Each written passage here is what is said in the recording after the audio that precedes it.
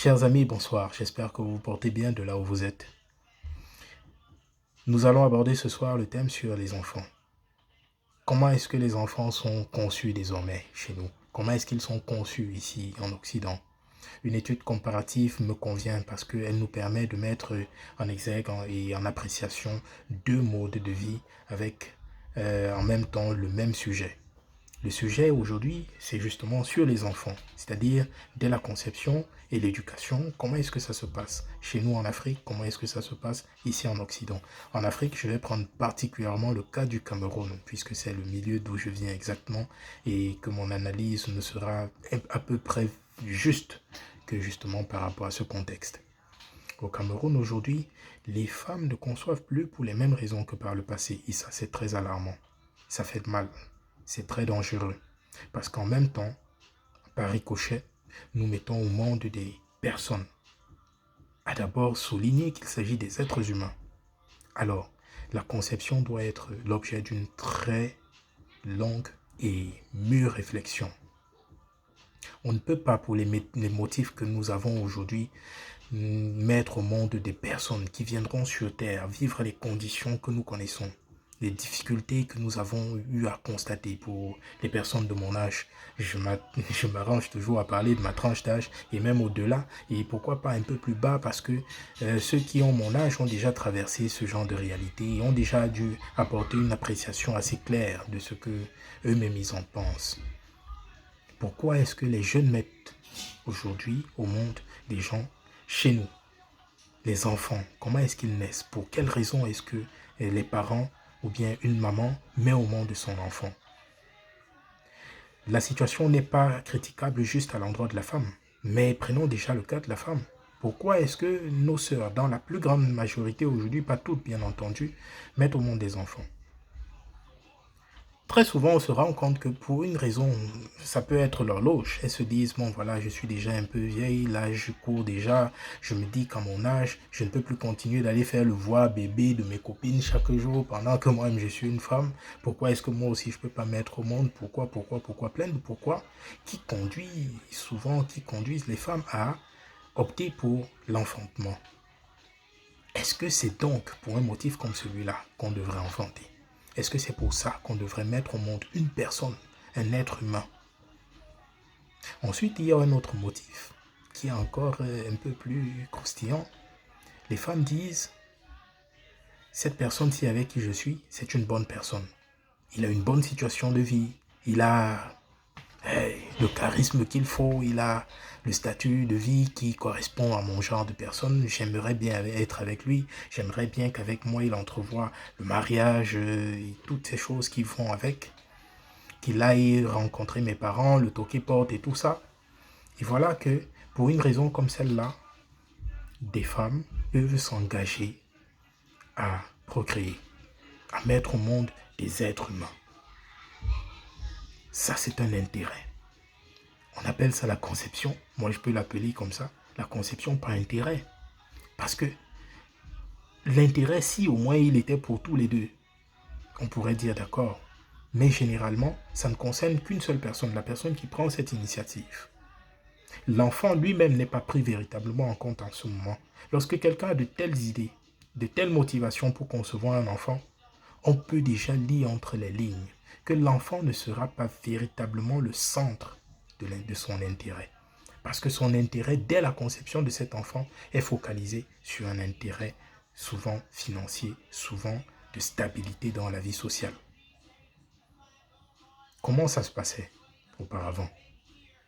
Par le passé, nos parents, ils avaient pour devoir de mettre au monde des hommes. C'est-à-dire, la richesse chez nous, elle s'évalue au nombre d'enfants. Plus vous aviez d'enfants, mieux on vous considérait dans la société. On disait non, c'est quelqu'un d'assez responsable, c'est quelqu'un d'assez pied sur terre. Et il n'y a qu'à voir le nombre d'enfants. Et généralement, avec l'éducation qui suivait, on finissait par retrouver au sein de cette famille plusieurs enfants qui prospéraient véritablement. Pourquoi? Pour la simple raison que l'éducation était de mise. Les parents, lorsqu'ils allaient dans leurs activités, s'arrangeaient toujours à ce que les enfants aient au moins un début de connaissance de ces activités qu'il menait. Si ton papa était planteur, tu devais savoir comment est-ce qu'on plante un rejeton de banane, un rejeton de plantain. Comment est-ce qu'on introduit dans la terre des bouges pour le macabo, pour le taro. Lorsqu'il était charpentier, alors tu ne pouvais pas ne pas savoir comment raboter, comment scier le bois. Cela faisait partie de l'éducation, du suivi. Vous ne deviez pas être loin de votre père ou de votre mère pour les filles, père pour les garçons. Vous ne pouviez pas être loin. Ça ne pouvait pas se concevoir, ça ne s'entendait pas, du moins. Les choses n'étaient pas conçues de telle sorte que les enfants soient à distance ou soient tenus à l'écart de ce que le parent vivait. Ainsi, on pouvait avoir facilement un enfant qui, issu d'un papa charpentier, devenait à la fin charpentier parce que peut-être il aurait pris goût. Ou encore, un enfant pouvait bien décider, papa, vraiment, ce n'est pas ce que je souhaiterais faire. Et son papa, avec l'éducation qu'il lui a donnée, saurait qu'il a toute confiance en cet enfant, de le laisser vaquer vers une activité qu'il aiderait justement l'enfant à mieux assimiler et à mettre sur pied. En quoi est-ce qu'à ce moment-là, l'intérêt de la femme qui veut rester avec un homme ou vice-versa prendrait le dessus sur l'éducation? Comment est-ce que quelqu'un qui s'engage à faire un enfant par intérêt saura conserver l'éducation au centre de tout pour cet enfant? Ce serait trop difficile à faire. Ça fait donc qu'à des moments, nous avons des éducations telles que nous pouvons constater. Je vous promets que je ne saurais faire le tour. Il y a tellement à dire à ce sujet-là, mais je crois qu'en restant ne serait-ce qu'à ce niveau, ça se comprend déjà. J'aurai l'occasion de revenir encore plus en détail dans des prochaines vidéos sur ce que je pense davantage de cet état de course. Nous allons parler ensuite maintenant de comment est-ce que ça se passe en Occident. En Occident, ce n'est pas très différent. Croyez-moi, il se pourrait même, selon certaines appréciations, que ce soit pire. Pour quelle raison est-ce que les femmes ici mettent au monde des personnes, des enfants? Ils passent aussi par là des allocations, la recherche d'allocations familiales. Vous vous rendez compte?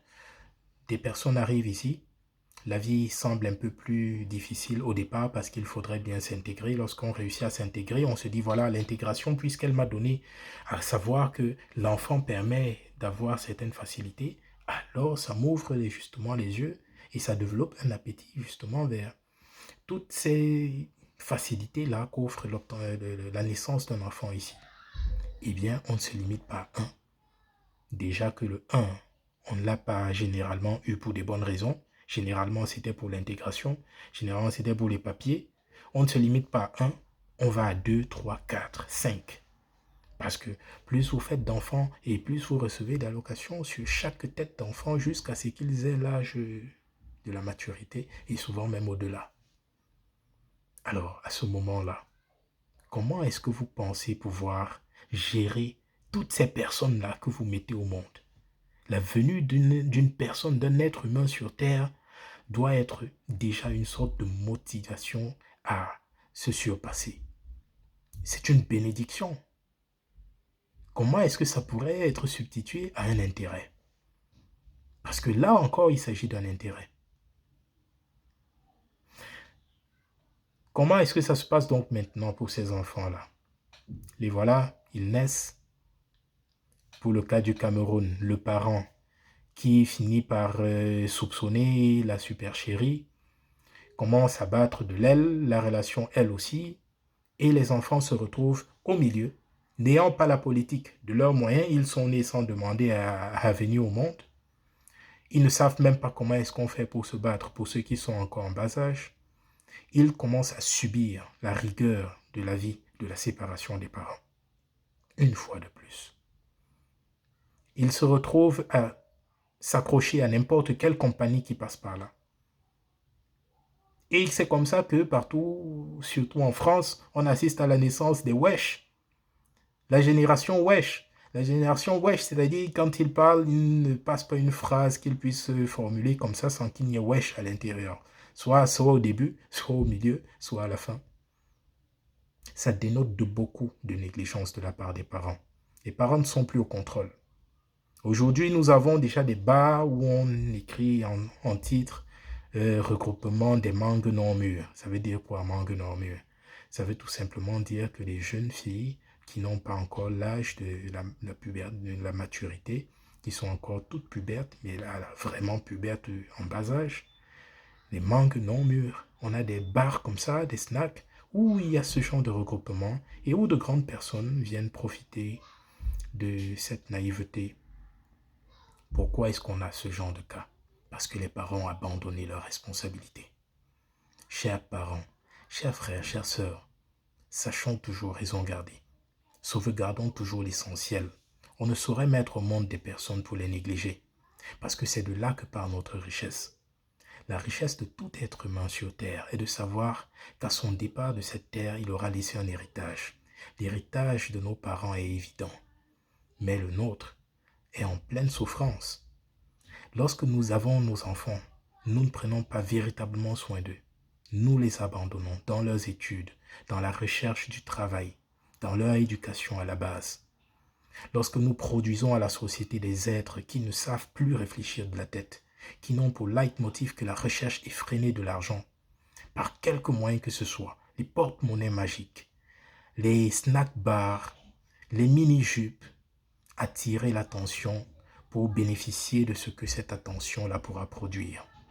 Aller à l'hôtel, avoir de l'argent gratuitement gagné ou alors facilement, trop facilement gagné par des plaisirs interdits pour certains âges. Tout ça, ça dénote de quelque chose qui n'est pas du tout maîtrisable par la suite pour ces enfants. Ils ne sauront pas s'en sortir. Pourquoi est-ce qu'ils ne devront pas nous en vouloir? Ils vont finir tous par nous en vouloir parce que nous avons baissé la garde. Nous les avons abandonnés. Quand il viendra à ces enfants-là l'âge de la compréhension, de la maturité, croyez-moi, vous tous, vous passerez au tribunal. Les parents qui avaient abandonné, vous serez tous jugés par vos enfants. N'oubliez pas, les enfants sont les parents des enfants. Demain, ils deviendront des parents. Et à notre tour, nous deviendrons leurs enfants. Parce que c'est ça l'ordre chronologique du monde. Vous êtes petit, vous grandissez, vous vieillissez et vous redevenez petit. Si vous les avez abandonnés, croyez-moi, vous n'aurez pratiquement rien en retour de ces enfants. Soyons sages. Protégeons nos enfants. Soyons proches de nos enfants. Pourquoi ne pas parler de tout? Tout ce qui concerne leur vie, à différents niveaux de leur évolution, à la puberté, pourquoi pas? Il n'y aurait rien de tabou et ce serait parfait. Les enfants se livrent à d'autres et obtiennent d'eux justement des éducations biaisées et complètement mal attribuées parce que nous refusons de nous souvenir que si nos parents nous avaient plus écoutés, pour ceux qui n'ont pas eu cette chance, eh bien, nous serons différents aujourd'hui. Nous aurions fait de nos confidents. Ils auraient donné tout ce qu'ils avaient, pour certains. Et nous auraient, pour d'autres, montré à leur façon comment éviter certains dangers de la vie. Mais nous passons à côté de ça, pourtant nous sommes conscients de ce que nous avons, de ce qui était en manque chez certains de nos parents. Nous refaisons la même erreur, et pire même encore, nous les abandonnons davantage. Je reviendrai plus en profondeur dans une prochaine vidéo. Portez-vous bien, que la sagesse soit avec nous. Pas n'importe quelle sagesse, la sagesse de nos ancêtres. Parce que je sais que c'est la meilleure, elle vient de Dieu, directement. Bonsoir.